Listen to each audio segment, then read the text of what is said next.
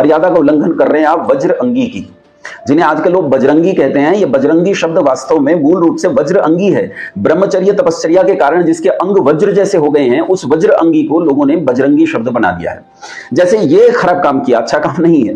वज्र अंगी शब्द की मर्यादा का उल्लंघन करना ठीक नहीं है, वैसे ही आपने भी जिन शब्दों की मर्यादाओं का उल्लंघन किया है वो ठीक नहीं है। आइए तनिक जान लेते हैं, आप जो कह रहे हैं कि हनुमान जी बाल सुलभ व्यवहार वाले हैं, हनुमान जी राम जी जैसे नहीं है, हनुमान जी भगवान नहीं है, वो तो भक्त हैं, हमने उन्हें भगवान बनाया। आइए तनिक जान लेते हैं कि हनुमान जी की भाषा क्या है। नमस्ते मित्रों, पिछले कुछ दिन से एक बड़ा विवाद एक फिल्म को लेकर चल रहा है और मैंने उस पर टिप्पणी करना बिल्कुल भी उचित नहीं समझा। मैंने उस पर कहीं भी टिप्पणी नहीं की। कई सारे लोगों का बार बार आग्रह रहा और कुछ चीजें, कुछ दृश्य उन्होंने मुझे दिखाए, तो मुझे लगा कि अपने उन मित्रों के लिए जिन्हें वास्तव में इसकी आवश्यकता है, उनके लिए कुछ चीजें कही जा सकती हैं। आदि पुरुष नाम से कोई फिल्म है और मैंने तो देखी नहीं है। कुछ ट्रेलर्स, कुछ छोटी छोटी क्लिप्स मुझे दिखाई गई हैं, जिनमें मैंने उनके वाक्यांश देखे हैं कि वो कैसे संवाद, वहाँ कथोपकथन किस प्रकार का है, वो सारा का सारा देखा है। कुछ चीजें मैं यहाँ, दो चीजों को मैं कहना चाहता हूँ। यहाँ मेरा मकसद उस फिल्म से, उसके डायलॉग से, उसके डायरेक्शन से, उसकी कहानी से मेरा कोई संबंध नहीं है। मेरा संबंध यहाँ वर्तमान सामाजिक परिप्रेक्ष्य से है। वर्तमान सामाजिक परिप्रेक्ष्य में दो चीजें हैं। एक तो मनोज शुक्ला जी, जो अपना नाम मनोज मुंतशिर लिखते हैं, एक तो उनके संबंध में कुछ लोगों का अपना एक आकलन बन गया है, उसके संबंध में कुछ कहना चाहता हूं। और थोड़ा सा मनोज शुक्ला जी के बारे में, जो अपने आप को मुंतशिर लिखते हैं, उनके बारे में थोड़ी सी चर्चा करना चाहता हूं। मनोज मुंतशिर जी एक अच्छे कवि हैं। उनका पहले भी काव्य हमने सुना है, कुछ अच्छे कविताएं उन्होंने लिखी हैं और यूट्यूब और सोशल मीडिया के माध्यम से उनकी कविताएं सुनी हैं। उन्होंने दूसरों के काव्यों का भी पाठ किया है, उनका काव्य वाचन भी अच्छा है। देखने से ऐसा लगता है जैसे वो धर्म प्रेमी हैं, धार्मिक हैं। कतिपय वीडियोस उनके दिखाए गए जो शायद पहले वीडियोस हैं, जिनमें वो इस चीज की वकालत करते पाए कि मेरे पिता जो है वो शिव स्तोत्र गाते थे तो मैं रसूल अल्लाह गाता था। ऐसा भी कोई वीडियो मुझे कुछ दिखाया गया। लेकिन यहाँ ये थोड़ी सी चर्चा करते हैं। सबसे पहले हम हनुमान जी को लेकर बात करते हैं। हनुमान जी के संबंध में लोगों का मत ये है, लोगों को थोड़ा क्रोध है कि उन्होंने उनकी जो संवाद शैली है वो बहुत ही गंदे और निचले स्तर पर ला दी है। मनोज शुक्ला जी का कहना यह है कि मैंने चीजों को आज के परिप्रेक्ष्य में डालने का प्रयास किया है। ठीक है, आप भाषा बदल सकते हैं, चीजें बदल सकते हैं, लेकिन आप भाषा की मर्यादा नहीं बदल सकते। आप उस पात्र की मर्यादा नहीं बदल सकते। एक स्थल पर आप कहते हैं कि ये कहानी ज्यों की त्यों रामायण है, दूसरे स्थल पर आप कहते हैं कि रामायण से प्रेरित है। चाहे वो रामायण है ज्यों की त्यों और चाहे वो रामायण से प्रेरित है, इन दोनों ही परिस्थितियों में आप कथोपकथन में उस पात्र की मर्यादा का उल्लंघन नहीं कर सकते। मर्यादा किसकी? मर्यादा का उल्लंघन कर रहे हैं आप वज्र अंगी की, जिन्हें आजकल लोग बजरंगी कहते हैं। ये बजरंगी शब्द वास्तव में मूल रूप से वज्र अंगी है। ब्रह्मचर्य तपश्चर्या के कारण जिसके अंग वज्र जैसे हो गए हैं, उस वज्र अंगी को लोगों ने बजरंगी शब्द बना दिया है। जैसे ये खराब काम किया, अच्छा काम नहीं है। वज्र अंगी शब्द की मर्यादा का उल्लंघन करना ठीक नहीं है, वैसे ही आपने भी जिन शब्दों की मर्यादाओं का उल्लंघन किया है वो ठीक नहीं है। आइए तनिक जान लेते हैं, आप जो कह रहे हैं कि हनुमान जी बाल सुलभ व्यवहार वाले हैं, हनुमान जी राम जी जैसे नहीं है, हनुमान जी भगवान नहीं है, वो तो भक्त हैं, हमने उन्हें भगवान बनाया। आइए तनिक जान लेते हैं कि हनुमान जी की भाषा क्या है। ये पुस्तक लेकर बैठा हूं, पुस्तक है वाल्मीकि रामायण। ये वाल्मीकि रामायण मैं आपके सामने प्रस्तुत कर देता हूं। ये वाल्मीकि रामायण है जो ऋषि वाल्मीकि की है और इसमें सारे के सारे कांड जो ऋषि वाल्मीकि ने लिखे हैं वो सबके सब इसमें बाकायदा उल्लिखित हैं। मैं आपसे बताऊं कि इतिहास लेखन दो प्रकार का होता है। एक प्रत्यक्ष इतिहास लेखन होता है, एक परोक्ष इतिहास लेखन होता है। प्रत्यक्ष इतिहास लेखन उसे कहते हैं जबकि इतिहास को लिखने वाला जिसके संबंध में लिखा जा रहा है उसके काल में जीवित हो और उसके काल में उसके चरित्र को देखकर वो लिखता है। जैसे आप और मैं आज के काल में किसी एक प्रधानमंत्री, राष्ट्रपति जो वर्तमान में हैं, उनके संबंध में हम कुछ लिखें। ऐसे ही राम जी के समकालीन थे भगवान वाल्मीकि। भगवान वाल्मीकि ने राम जी के काल में रहते हुए उस इतिहास को लिखा है, इसलिए ये एक तरह से प्रत्यक्ष इतिहास लेखन है। और इस प्रत्यक्ष इतिहास लेखन में हनुमान जी के संबंध में राम जी क्या कह रहे हैं ये थोड़ा सा आपको बता देता हूं। श्री राम जिस समय किष्किंधा पर्वत पर गए मां भगवती जानकी की खोज करते हुए और वहां वो भटक रहे थे, तो सुग्रीव ने ऊपर पर्वत से नीचे उन दोनों भाइयों को देखा और देखकर उन्हें संदेह हुआ कि जिस भाई के साथ मेरी शत्रुता है बाली, कहीं बाली के ये गुप्तचर तो नहीं है।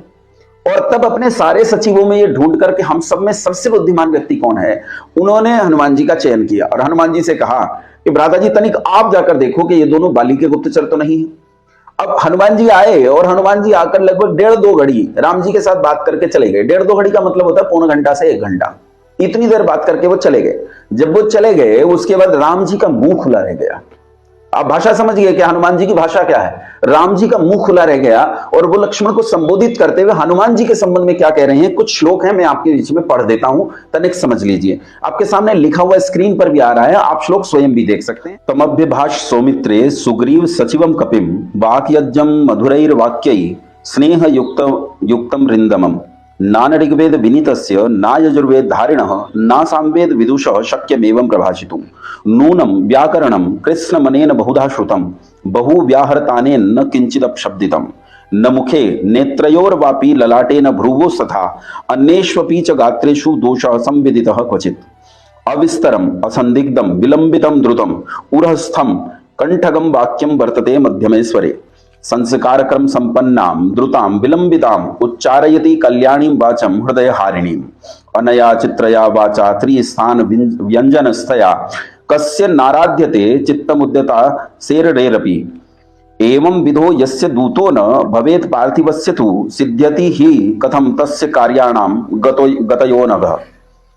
यहां क्या कह रहे हैं राम जी हनुमान जी के बारे में, तनिक हिंदी में सुन लीजिए। मैं इसका हिंदी भावार्थ आपके सामने पढ़ देता हूं जो संस्कृत में मैंने आपके बीच में पढ़ा है। हे लक्ष्मण, तुम वाक्य विशारद, शत्रुओं का मान मर्दन करने वाले, स्नेह की मूर्ति सुग्रीव के सचिव हनुमान से मधुर वाणी में वार्तालाप करो। देखो, हनुमान जी से बात करने के लिए कह रहे हैं तो क्या कहा हनुमान जी कैसे हैं? कहा वाक्य विशारद। कैसे हनुमान जी वाक्य विशारद हैं? वो जो किसी ने बताया ना, तेल तेरे बाप का और पट्टी तेरे बाप की और ये तेरे बाप का, ये भाषा नहीं। कहा तुम वाक्य विशारद, हनुमान जी से बात करो, वाक्य विशारद है हनुमान जी। फिर कहते हैं ये हनुमान जी उच्च कोटि के विद्वान हैं, क्योंकि ऋग्वेद के अध्ययन से अनभिज्ञ, यजुर्वेद के ज्ञान से हीन और सामवेद के बोध से शून्य व्यक्ति ऐसी परिष्कृत बातें नहीं कह सकता। या साफ लिखकर नान ऋग्वेद विनीतस्य ना यजुर्वेद धारिणः न सामवेद विदुषः शक्यमेवं प्रभाषितुं। जो चारों वेदों का मर्मज्ञ विद्वान न हो वैसी भाषा में बात नहीं कर सकता। यहां हनुमान जी की भाषा की ही प्रशंसा की जा रही है कि उनकी भाषा किस स्तर की है। दो प्रकार की वाणी होती है बंधु, एक होती है मानवी वाक और एक होती है देवी वाक, ईश्वर की वाणी। वेद ईश्वर की वाणी है और ये ईश्वर की वाणी पर हनुमान जी का कैसा जबरदस्त अधिकार है, ये राम जी हनुमान जी के संबंध में कह रहे हैं। फिर कह रहे हैं निश्चय ही इन्होंने संपूर्ण व्याकरण का कई बार अध्ययन किया है, वर्णोच्चारण शिक्षा से लेकर अष्टाध्यायी, प्रथमावृत्ति, काशिका, महाभाष्य, निरुक्त, निघंटु, छंद, दर्शन, इतना पढ़ने के बाद अच्छा व्याकरण बनता है व्यक्ति। और कहा कि इन्होंने संपूर्ण व्याकरण का एक बार नहीं अनेक बार अध्ययन किया है। यही कारण है कि इनके इतने बोलने में भी बोलने में एक भी त्रुटि इनके बोलने में दिखाई नहीं देती है। ये कमाल की बात है। हनुमान जी के संबंध में राम जी कह रहे हैं, कह रहे हैं इतना ही नहीं, केवल बोलना ही नहीं, अपितु जो शारीरिक उनकी भाषा है वो कैसी है। कहते हैं इतना ही नहीं, बोलते समय इनके मुख, नेत्र, ललाट, भौहें और शरीर के अन्य अंगों में कहीं कोई विकृति या दोष दिखाई नहीं देता। आप सुनिए, इनकी भाषा, इनका भाषण संक्षिप्त यानी थोड़ा बोलते हैं, थोड़े बोलने में बहुत बड़ी बात कह सकते हैं। इनका भाषण संक्षिप्त किंतु संदेह रहित है। अपने कथन को व्यक्त करते हुए न तो इन्होंने शीघ्रता की न विलंब किया। ये वाणी के दोष होते हैं, दोनों नहीं है, न तो शीघ्रता की न विलंब किया। और इनके हृदय का वाक्य जब कंठ में आकर बाहर निकलता है तब उसका स्वर न बहुत ऊंचा न बहुत नीचा अपितु मध्यम होता है। इनकी वाणी व्याकरण से संस्कारित, क्रम संपन्न और न बहुत धीमी है न बहुत तेज है। न इनकी वाणी हृदय को हर्षित करने वाली और मधुर है। संस्कार क्रम संपन्नाम द्रुताम विलंबिताम, क्या कहा? अद्रुताम, न तो बहुत तेज है, अविलंबिताम, न बहुत विलंबित है। क्या जबरदस्त भाषा कही गई है उनके बारे में। और कहा उर, कंठ और मूर्धा, इन तीन स्थानों से व्यक्त की गई इनकी विचित्र एवं रमणीय वाणी हाथ में तलवार लेकर मारने के लिए उद्यत शत्रु के कठोर हृदय को भी पिघला सकती है। अब तुलना कीजिए मनोज भाई, आपने जो वाक्य लिखे हैं, आपने जो संवाद लिखे हैं वो बिल्कुल उचित नहीं है। हनुमान जी के संबंध में वो किसी भी सूरत में उचित नहीं कहे जा सकते। कोई भी नहीं कह सकता कि ये उचित वाक्य हैं या ठीक वाक्य हैं। साफ पता लगता है कि ये वाक्य हनुमान जी के लिए तो बिल्कुल नहीं लिखे जा सकते। तो ये तो स्पष्ट है कि जो भाषा आपने उपयोग की है वो साहित्य के किस दृष्टिकोण से की है मुझे नहीं पता, लेकिन जो भी दृष्टिकोण आपने अपनाया है वो उचित नहीं है। ये हनुमान जी के संबंध में आपको इस मर्यादा का ध्यान रखना चाहिए था। अब इससे अलग मैं एक चीज बात करना चाहता हूं। एक मैंने वीडियो देखी, कुछ मीम्स देखे जो मुझे मित्रों ने दिखाए, उनमें मनोज मुंतशिर को सनातन द्रोही, समाज द्रोही, देशद्रोही, हिंदू धर्म का शत्रु घोषित कर दिया गया। ये बहुत बुरी बात है मित्रों। हम क्यों नहीं समझते कि एक व्यक्ति गलतियां कर सकता है, दोष कर सकता है, लेकिन क्या छोटी सी गलती पर उसे समाजद्रोही और सनातन द्रोही घोषित कर दें? अरे अल्पज्ञ है, थोड़ा जानता है, सामान्य कवि है, उसने क्या व्याकरण पढ़ा है, उसने क्या रामायण पढ़ा है, थोड़ा बहुत कहीं से इधर उधर से थोड़ी थोड़ी पुस्तकें पढ़ ली हैं, और उन्हें पढ़ लेने से कोई इतना विद्वान तो नहीं हो सकता कि उससे त्रुटियां ना हो। जरूर उनसे त्रुटियां हुई हैं। फिर क्या इतनी त्रुटियों पर हम केवल उन्हें समझाकर और सुधार कर नहीं छोड़ सकते? हमें व्यक्ति को समझाने और सुधारने का द्वार हमेशा खुला रखना चाहिए। हम लोग यदि ये द्वार ही बंद कर देंगे तो फिर कौन आएगा? हम इस सनातन को, इस हिंदू धर्म को बढ़ाएंगे कैसे? उसे बढ़ाने का तरीका है ये द्वार हमेशा खुले रखिए। क्या मुसलमानों से आकर लोगों ने अच्छा काम नहीं किया? इसी समाज के अंदर स्वामी सत्यपति परिव्राजक, जो एक मुस्लिम परिवार में पैदा हुए, वो इसी समाज में आकर उन्होंने इतनी उन्नति की कि कहते हैं उन्हें आत्म साक्षात्कार हुआ था। वो मोक्ष की यात्रा पर किसी स्थल तक पहुंच गए थे, वो ध्यान की किसी उच्च अवस्था में रहे, ऐसा स्वामी सत्यपति परिव्राजक जी के बारे में कहा जाता है। केवल इतना ही नहीं, एक आध नहीं, बहुत सारे लोग हैं जिन्होंने सनातन धर्म में आकर उच्चता को प्राप्त किया है। हम उन सब लोगों को गले क्यों नहीं लगा सकते? उनकी छोटी मोटी गलतियों को अनदेखा करके उन्हें सुधार क्यों नहीं कर सकते? ऐसे कितने लोग मैं आपको बता सकता हूं। अरे अभी इस समय असम के जो मुख्यमंत्री हैं, वो असम के मुख्यमंत्री पहले कांग्रेसी थे और बिल्कुल उल्टी भाषा बोलते थे। कपिल मिश्रा जो दिल्ली में इस समय भाजपा के विधायक हैं, मैंने उनके वीडियोस देखे हैं जिसमें वो अल्लाहू अकबर कह रहे हैं, लेकिन वो उनका पास्ट था। आप मनोज मुंतशिर की कोई पास्ट की वीडियो उठाकर जिसमें वो रसूल अल्लाह का गुणगान करते हुए दिखाई दे रहे हैं, आप उन्हें अब धुतकारिए मत, भगाइए मत, सुधारिए जरूर। सुधारना बहुत जरूरी है, सुधार में मैं भी आपके साथ हूं और आपको सुधार करना चाहिए, लेकिन अब व्यक्ति को ऐसे उतारकर फेंक देना, ऐसा कि उसे खतरा हो जाए और पुलिस को उसे सुरक्षा देनी पड़े, ये बंधुओं हमारे लिए बिल्कुल उचित नहीं है। हम अपने व्यक्ति को सुरक्षा दें, हर हाल में सुरक्षा दें। मनोज भाई, आपसे भी अगर आप तक मेरी ये वीडियो पहुंचे तो आपको भी एक सलाह देना चाहूंगा जरूर कि जब भी आप अध्ययन करें तो ऐसे पात्र, ऐसे किरदार, ऐसा चरित्र और ऐसा इतिहास जो इस देश की आत्मा हो, उसके साथ बहुत न्यायपूर्वक व्यवहार करें।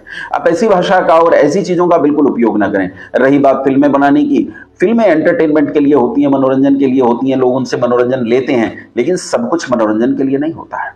सब कुछ मनोरंजन के लिए नहीं होता, कुछ गौरव के लिए होता है, कुछ अभिमान के लिए होता है, कुछ स्वाभिमान के लिए होता है। उस अभिमान, स्वाभिमान, उस मर्यादा, उस गौरव को इस एंटरटेनमेंट से अलग करके देखिए। ये आपके लिए सलाह है। समाज से मैं चाहूंगा कि इतना दूर मत फेंकिए कि व्यक्ति आपके निकट ना आ सके। उनसे स्नेह कीजिए, सुधारिए कि आगे से गलतियां ना करें, गले लगाइए, जाने मत दीजिए। बहुत धन्यवाद, आप सभी को प्रणाम।